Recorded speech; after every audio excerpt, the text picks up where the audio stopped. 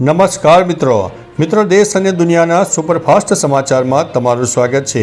કેનેડામાં Lawrence Bishnoi gang આતંકવાદી સંગઠન તરીકે જાહેર કરવામાં આવી છે। કેનેડા સરકારે કુખ્યાત લોરેન્સ બિશ્નોઈ ગેંગને સત્તાવાર રીતે પ્રતિબંધિત આતંકવાદી સંગઠન જાહેર કર્યું છે। કેનેડાના જાહેર સુરક્ષા મંત્રી ગૈરી આનંદ સાંગરીએ ટ્વીટ કરીને આની જાહેરાત કરી છે। તેમણે દાવો કર્યો છે કે આ ગેંગ કેનેડામાં અનેક ગેંગ વોર અને હત્યાઓની સંડોવણીમાં સામેલ છે। કેનેડામાં તોફાનો અને આતંકવાદને સહન કરવામાં નહીં આવે। લોરેન્સ બિશ્નોઈ હાલમાં ભારતમાં ગુજરાતની સાબરમતી જેલમાં કેદ છે। મિત્રો, અન્ય મહત્વના સમાચારની વાત કરીએ તો મહિલા વર્લ્ડ કપમાં જીતનાર ટીમને ઇનામી રકમ કેટલી મળશે? આ વર્ષે મહિલા ક્રિકેટ વર્લ્ડ કપની ઇનામી રકમ 13.88 મિલિયન એટલે કે 123 કરોડથી વધુ નક્કી થઈ છે, જે અગાઉના વર્લ્ડ કપની 31 કરોડ કરતાં 4 ગણી છે।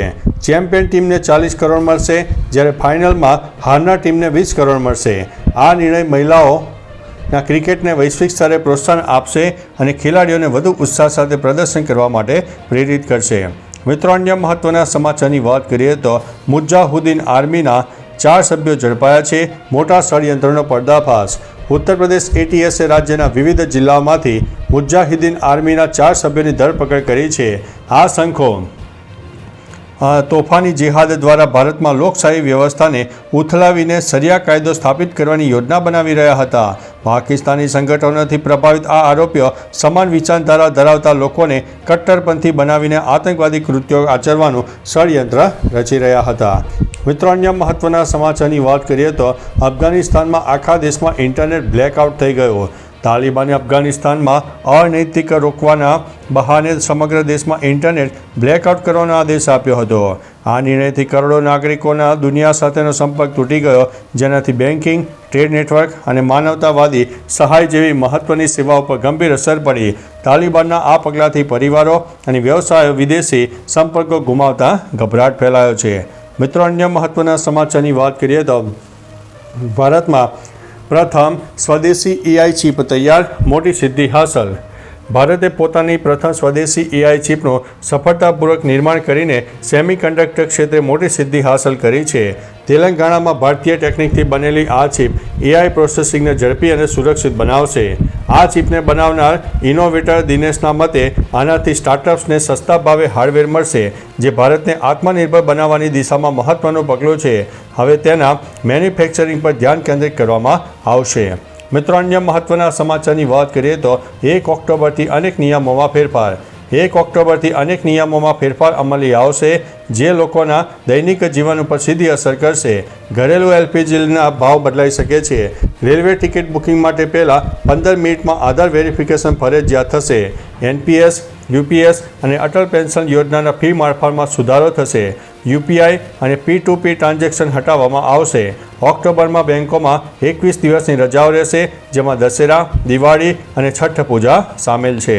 મિત્રો, અન્ય મહત્વના સમાચારની વાત કરીએ તો અમેરિકામાં હવે ફિલ્મો ઉપર 100% ટેરિફ લાગુ। અમેરિકી પ્રમુખ ડોનાલ્ડ ટ્રમ્પે તેમનું વેપાર યુદ્ધ વધુ આક્રમક બનાવતા ફર્નિચર અને ફિલ્મ ઉદ્યોગ ઉપર 100% ટેરિફ લાદવાની જાહેરાત કરી છે। ટ્રમ્પનો દાવો છે કે વિદેશી સ્પર્ધાને કારણે સ્થાનિક ઉદ્યોગોને નુકસાન થઈ રહ્યું છે અને વિદેશી ફિલ્મ સર્જકો અમેરિકાની ઉપેક્ષા કરે છે।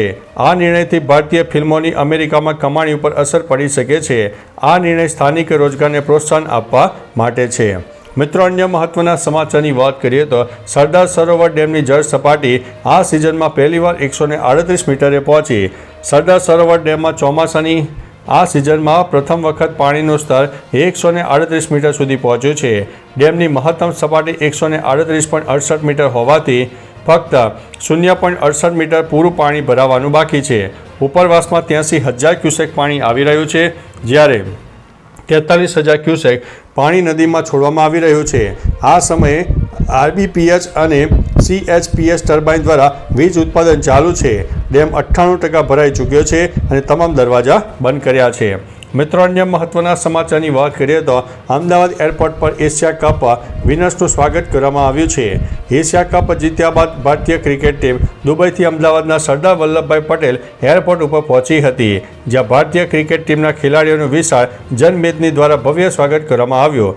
ભારતની જીતની ખુશીમાં અમદાવાદ શહેરમાં અનોખો ઉત્સવ જોવા મળી રહ્યો છે.